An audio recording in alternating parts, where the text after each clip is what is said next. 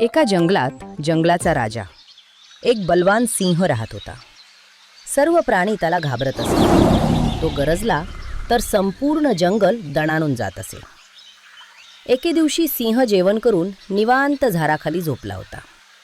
त्यावेळेस एक छोटासा उंदीर तिथे इकडे तिकडे खेळत होता, उड्या मारत होता.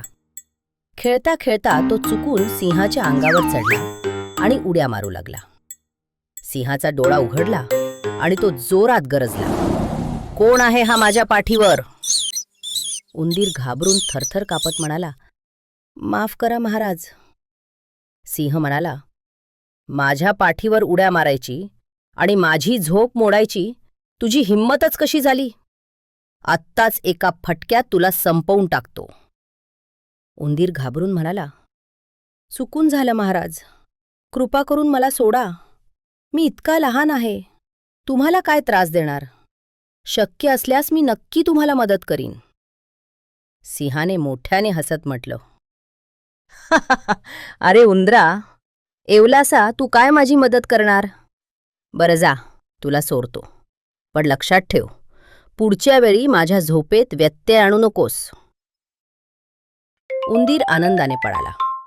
त्याच्या मनात सिंहाबद्दल कृतज्ञता भरली होती. काही दिवसांनी जंगलात शिकाऱ्यांनी मोठं मजबूत जाळं टाकलं. सिंह तिकडे फिरत असताना तो त्या जाळ्यात अडकला.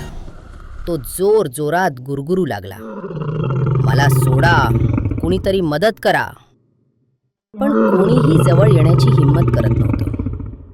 हा आवाज ऐकून छोटा उंदीर धावत आला. तो म्हणाला, "महाराज, घाबरू नका, मी तुम्हाला वाचवतो. सर्वात पहिले तुम्ही गर्जना करू नका, नाहीतर शिकारी लोकांना कळेल की तुम्ही अडकले आहात आणि ते लगेच तुम्हाला घेऊन जातील." उंदीर लगेच जाळ्यावर चढला आणि आपल्या तीक्ष्ण दातांनी जाळ्याचे दोरखंड कुरतडू लागला. काही वेळातच जाळ कमकुवत झालं. उंदराने सिंहाला एक जोरात झटका द्यायला सांगितला आणि सिंह मुक्त झाला. सिंह आनंदाने म्हणाला, "अरे उंदरा, मी तुला तेव्हा कमी लेखलं होतं, पण आज तूच माझा जीव वाचवलास. मला तुझे उपकार कधीच विसरता येणार नाही."